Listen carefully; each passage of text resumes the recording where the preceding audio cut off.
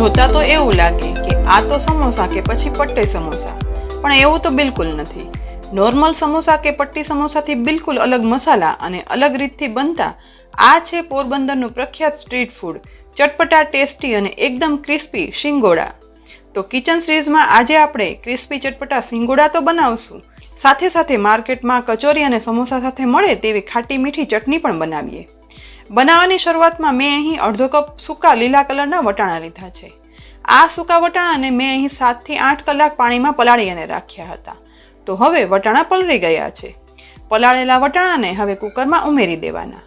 બધા વટાણા કુકરમાં ઉમેરાઈ જાય ને એટલે તેમાં અડધી ટીસ્પૂન મીઠું ઉમેરશું. તેની સાથે 1 ગ્લાસ એટલું પાણી પણ ઉમેરી દેવાનું છે. પાણી ઉમેરાઈ જાય ને એટલે હવે કુકરનું ઢાંકણ ઢાંકી ગેસની મીડિયમ ફ્લેમ પર 5 સીટી કરી અને વટાણાને બાફી લેવાના છે. વટાણા બફાય છે ને તે દરમિયાન મેં અહીં અડધો કપ ચોખાના પૌવા લીધા છે. અહીં પૌવા બટેટામાં જે પૌવા વાપરીએ ને તે જ પૌવા લેવાના છે. હવે આ પૌવાને એક વાસણ પર હોલવાળી જાળી રાખી અને તેમાં ઉમેરી દઈશું. પૌવા ઉપર થોડું પાણી ઉમેરી આ પૌવાને પલાળી દેવાના છે. નીચેથી વધારાનું પાણી નીકળી જશે અને પૌવા પલળી અને કોરા પણ થઈ જશે. પૌવા ડ્રાય થાય છે ને તે દરમિયાન આપણે સિંગોડાના લેયર માટેનો લોટ બાંધી લઈએ. મેં અહીં 1 કપ મેંદો લીધો છે, જે વજનમાં 125 ગ્રામ છે. આ મેંદામાં 1 ટીસ્પૂન તેલ ઉમેરશું, સાથે અડધો ટીસ્પૂન મીઠું ઉમેરી દેવાનું છે. હવે જોઈતું પૂરતું પાણી ઉમેરતો જઈને આપણે સિંગોડાના લેયર માટેનો લોટ બાંધી લેવાનો. સમોસા અને પટ્ટી સમોસાની જેમ આ સિંગોડાનું લેયર પણ મેંદાનું હોય છે અને સિંગોડાનું લેયર પટ્ટી સમોસાની જેમ તૈયાર થાય છે. પણ સિંગોડાનું સ્ટફિંગ પણ પટ્ટી સમોસાથી અલગ વસ્તુ અને સ્વાદનું બને છે અને પટ્ટી સમોસા કરતાં સિંગોડા થોડા ફ્લેટ અને સાઇઝમાં મોટા હોય છે. અહીં હવે રોટલી જેવો સોફ્ટ મેંદાનો લોટ બંધાઈ ગયો છે. તો લોટને મસળી અને ઢાંકણ ઢાંકી થોડા સમય માટે રહેવા દઈશું. લોટ રેસ્ટ લે છે ને તે દરમિયાન માર્કેટમાં સમોસા કચોરી સાથે મળતી ખાટી મીઠી ચટણી બનાવી લઈએ. અહીં મેં 2 ટેબલસ્પૂન જેટલી સૂકી આંબલી લીધી છે. તેની સાથે 8 થી 9 પીસ ખજૂરના લીધા છે. ચટણી બનાવવા માટે ગેસ પર એક પેન રાખી તેમાં આંબલી ઉમેરશું, સાથે સાથે ખજૂર પણ ઉમેરી દેવાનો છે. ખજૂર આંબલી ઉમેરાઈ જાય ને એટલે હવે તેમાં અડધો ગ્લાસ પાણી ઉમેરશું. હવે ગેસની ફ્લેમ ઓન કરી લો કરી દેવાની છે. પાણીમાં ખજૂર આંબલી ગરમ થવાની શરૂઆત થાય ને એટલે હવે તેમાં અડધી ટીસ્પૂન સૂંઠ પાવડર ઉમેરશું, સાથે અડધી ટીસ્પૂન આખું જીરું ઉમેરવાનું છે. ભેળ અને પાણીપુરી સાથે મળે તેના કરતાં બિલકુલ અલગ સ્વાદની સમોસા કચોરી સાથે મળતી ખજૂર આંબલીની જ ખાટી મીઠી ચટણી સ્વાદે અલગ હોય છે અને આપણે વિચારીએ છીએ કે તેમાં તેવું શું ઉમેરેલું હોય છે કે તેનો સ્વાદ અલગ હોય છે. તેમાં ઉમેરેલા સૂંઠ પાવડર અને જીરુંથી આ ચટણી બિલકુલ માર્કેટ જેવી સ્વાદ અને ફ્લેવરની બનશે. ખજૂર આંબલી અંદાજે 10 થી 12 મિનિટ ઉકળવા દેવાના છે. ખજૂર આંબલી ઉકળે છે ને એ દરમિયાન આપણે સિંગોડાનું લેયર બનાવી લઈએ. અહીં લોટ કૂણવાઈને વધારે સોફ્ટ થઈ ગયો છે તો વણવાની પાટલી પર થોડું એવું તેલ ઉમેરી અને ફેલાવી દઈશું. હવે બાંધેલો મેંદાના લોટને લઈ આ રીતે થોડો એવો મસળી લેવાનો છે. લોટને મસળતા હવે તેમાંથી રોલ પણ બનાવી લઈશું. રોલ બની જાય ને એટલે આપણે રોટલીની સાઈઝના એક સરખા લુવા ચપ્પુ વડે કટ કરી લેવાના છે. આટલા લોટમાંથી ટોટલ 6 લુવા બન્યા છે. હવે આ બધા લુવાને એક પછી એક ગોળ વાળી અને તૈયાર કરી લેવાના છે. બધા લુવા ગોળ વળી જાય ને એટલે હવે તેમાંથી 2 લુવાને આપણે કોરા મેંદાના લોટમાં કવર કરી પાટલી પર લઈ લઈશું. હવે એક લુવાને આ રીતે પૂરીની સાઈઝનો વણી લેવાનો છે. આપણે સિંગોડાના લેયર માટેની પટ્ટી બનાવીએ છીએ, માટે એક લુવો પૂરીની સાઈઝનો વણાઈ જાય ને એટલે બીજા લુવાને પણ પૂરીની સાઈઝનો વણી લેવાનો છે.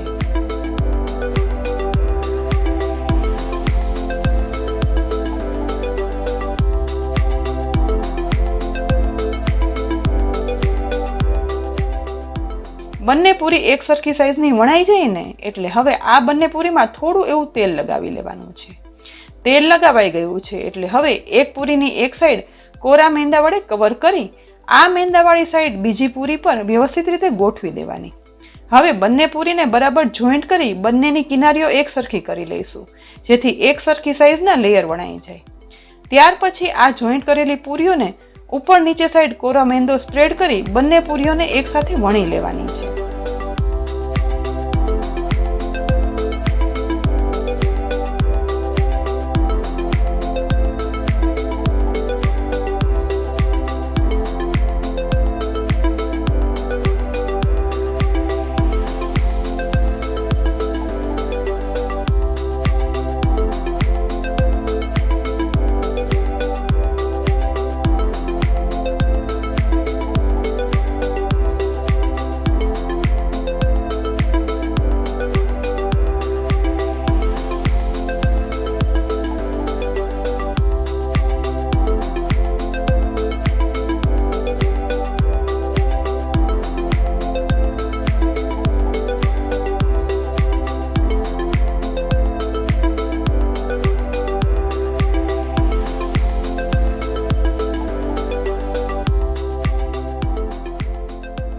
અહીં વારંવાર સાઈડ ચેન્જ કરતા જઈ બંને પડને સાથે વણવાના છે, જેથી બંને પડ એક સરખી સાઈઝના વણાઈ જાય. વણતી વખતે એ વાતનું ખાસ ધ્યાન રાખવાનું કે આ રોટલી વણતી વખતે તેમાં ચીપટી ના આવવી જોઈએ. જો રોટલીમાં ચીપટી આવી જશે ને તો પછી પડ ખુલશે નહીં. હવે પાટલીની સાઈઝની રોટલી વણાઈ ગઈ છે. અહીંયા આપણને એવું લાગે કે કિનારી થોડી એવી થીક છે, તો હવે પીઝા કટર કે ચપ્પુ વડે આ રીતે રોટલીની 4 સાઈડની થોડી કટ કરી લેવાની છે, જેથી રોટલીનો સ્ક્વેર શેપ આવી જાય અને પટ્ટી એક સરખી રેક્ટેંગલ બને. બધી બાજુથી થોડી થોડી સાઈડ કાઢી લીધા પછી સાઈડનો વધારાનો ભાગ દૂર કરી લેવાનો છે. હવે રોટલીની સ્ક્વેર સાઈડ આ રીતે સામસામે બાજુથી થોડી ખેંચશું, જેથી આ રોટલી છે ને એ થોડી પતલી બને અને રોટલી ખેંચતા તૂટશે પણ નહીં અને રોટલી મોટી પણ થઈ જશે. તૈયાર થયેલ રોટલી મોટી છે એટલે તેને શેકવા માટે મેં અહીં ઢોસાનો નોનસ્ટિક તવો લીધો છે. ગેસની લો ફ્લેમ પર આ તવામાં આપણે સ્ક્વેર રોટલી ઉમેરી દેવાની છે. રોટલી શેકાવાની શરૂઆત થાય અને સહેજ એવી એક સાઈડ ફોલ્લી દેખાવા લાગે ને એટલે તુરંત જ રોટલીની સાઈડ ચેન્જ કરી લેવાની.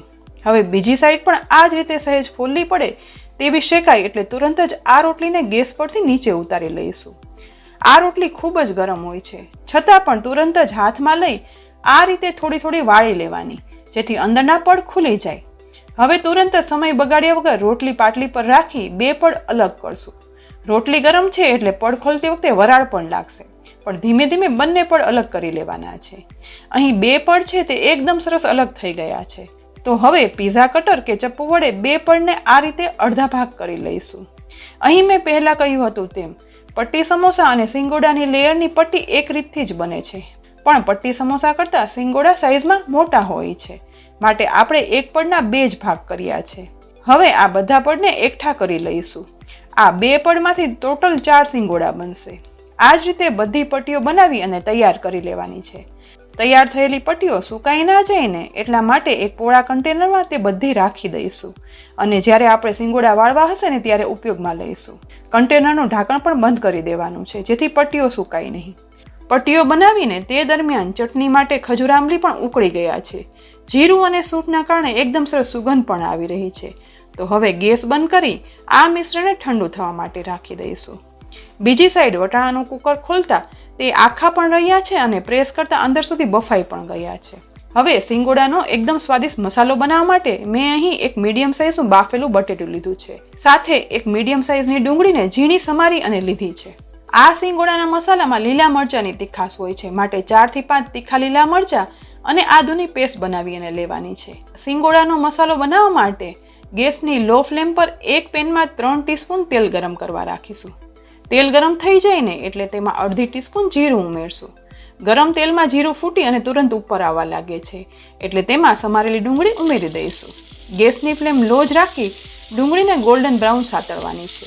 સતત મિક્સ કરતા જઈ અને સાતળતા માત્ર 2 જ મિનિટમાં ડુંગળી ગોલ્ડન બ્રાઉન સતળાઈ ગઈ છે.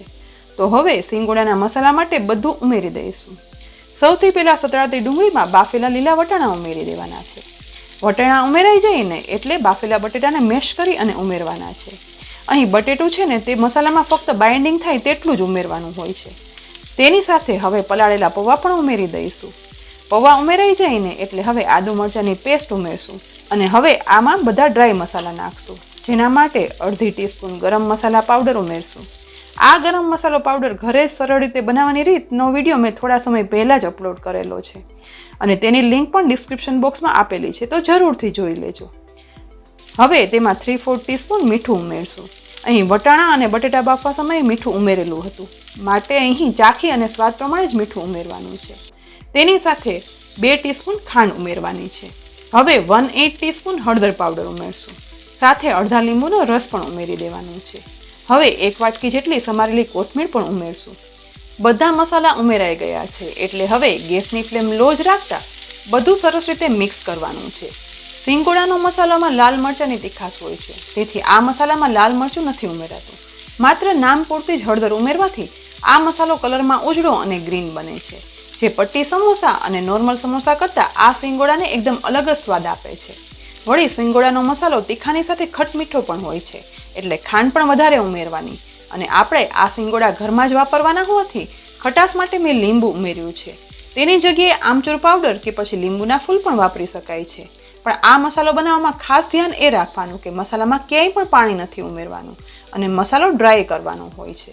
અહીં મસાલો મિક્સ કર્યા પછી હાથમાં લેતા તે બિલકુલ ચીપકતો નથી, તેવો ડ્રાય બન્યો છે, જેથી આ સિંગોડા તળાય અને ઠંડા થયા પછી કલાકો સુધી એવા જ ક્રિસ્પી અને કડક રહે છે.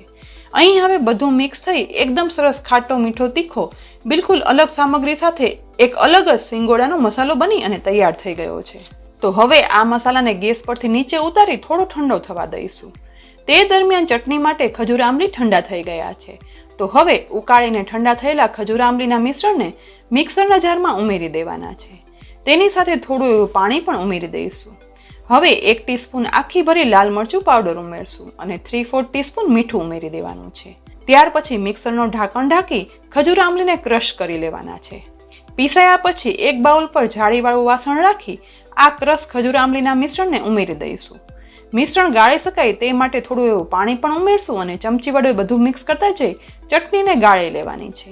ખજૂર આંબલી બફાવા સમયે સૂંઠ પાવડર અને જીરું ઉમેરવાથી આ ચટણી માર્કેટમાં કચોરી સમોસા સાથે મળતી ચટણી જેવા સ્વાદની ઘરે બને છે. આ રીતે એક વખત બનાવી અને ઘરમાં બધાને ખવડાવશો ને તો બધા કહેશે કે બહાર જેવા સ્વાદની ચટણી ઘરમાં કઈ રીતે બની. હવે ચટણીની કન્સિસ્ટન્સી પણ સરસ આવી ગઈ છે અને ચટણી બની અને તૈયાર છે. તો હવે આપણે સિંગોડા વાળી લઈએ.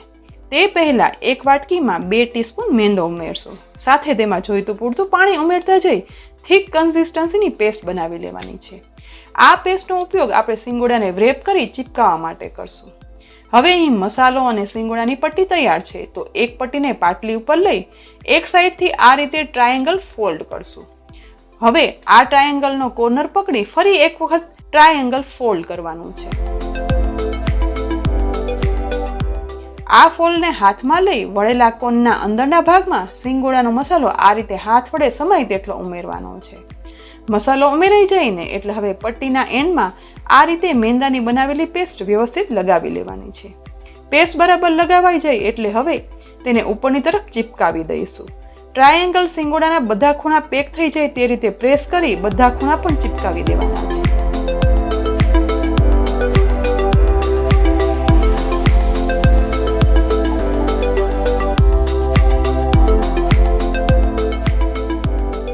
અને હવે છેલ્લે આગળની કિનારીમાં પણ મેંદાની પેસ્ટ લગાવી ત્યાંથી પણ સિંગોડાને પેક કરી દઈશું, જેથી સિંગોડા તળાવવા સમયે ક્યાંયથી પણ મસાલો બહાર ના નીકળે.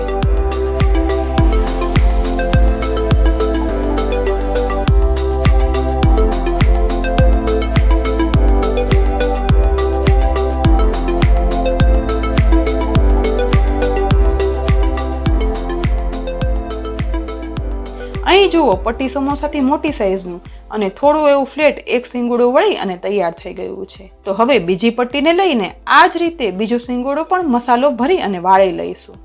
ધીમે ધીમે કરી મેં અહીં 8 જેટલા સિંગોડા વાળી અને તૈયાર કરી લીધા છે. સિંગોડા વળાતા હતા ને તે દરમિયાન ગેસની લો ફ્લેમ પર મેં તેલ ગરમ કરવા માટે રાખી દીધું હતું. તો અહીં તળાવવા માટે તેલ પણ ગરમ થઈ ગયું છે. ગરમ થયેલા તેલમાં સમાય તેટલા સિંગોડા એક પછી એક તળવા માટે ઉમેરી દેવાના છે. હવે ગેસની ફ્લેમ સાવ લો જ રાખતા આ સિંગોડા તળવાના છે, કારણ કે પટ્ટી સમોસા કે મોટા સમોસા કરતાં સિંગોડા સ્વાદમાં અલગ તો હોય જ છે, સાથે સાથે વધારે ક્રિસ્પી પણ હોય છે. માટે આ સિંગોડાની સાઈડ ચેન્જ કરતા જઈને આશરે 7 થી 8 મિનિટ સુધી તળવા દેવાના છે. જેમ જેમ સિંગોડા તળાતા જશે ને તેમ સિંગોડાનો કલર પણ ચેન્જ થતો જશે અને આશરે 6 થી 7 મિનિટ સુધી તળાતા સિંગોડા હવે ગોલ્ડન બ્રાઉન કલરના એકદમ ક્રિસ્પી તળાઈ જશે. હવે સિંગોડા તળાઈ ગયા છે. તો ક્રિસ્પી આ સિંગોડાને આપણે તેલમાંથી બહાર કાઢી લઈશું. ડીશમાં ઉમેરતા જ કેટલો સરસ ક્રિસ્પી સાઉન્ડ આવે છે. આ જ રીતે ધીમે ધીમે કરી અને બધા સિંગોડા તળી અને તૈયાર કરી લેવાના છે. બધા સિંગોડા તળી અને તૈયાર થઈ જાય ને પછી આપણે બનાવેલી ખજૂર આંબલીની ખાટી મીઠી ચટણી અને આદુ મરચાંની લીલી ચટણી સાથે આ બધા સિંગોડા પીરસી દઈશું. અહીં સિંગોડા પીરસાઈ ગયા છે. એક સિંગોડાને આપણે ટુકડા કરશું. ટુકડા કરતા જ અંદર સુધી તળાઈ ગયેલા પડ સાથે એકદમ ક્રિસ્પી સાઉન્ડ આવે છે, જેના પરથી તમને ઓટોમેટિક ખ્યાલ આવી જશે કે સિંગોડા કેટલા ક્રિસ્પી બન્યા હશે. તો પોરબંદરમાં સ્ટ્રીટ ફૂડ તરીકે મળતા અલગ સ્વાદના અને એકદમ ક્રિસ્પી સિંગોડા પોરબંદર જાઓ તો જરૂર ચાખજો જ, પણ ઘરે પણ બનાવવા હોય ને તો આ રીતથી જરૂરથી બનાવજો અને સ્વાદે ઘરમાં બધાને કેવા લાગ્યા ને તે કોમેન્ટ બોક્સમાં લખી અને જરૂરથી કહેજો. સાથે જ આવી અલગ અલગ નવી અને જૂની રેસીપી જોવા માટે અમારી ચેનલને સબસ્ક્રાઇબ કરવાનું તો બિલકુલ ના ભૂલતા. આવતીકાલે એક નવી રેસીપી સાથે ફરી મળીશું. ત્યાં સુધી આવજો.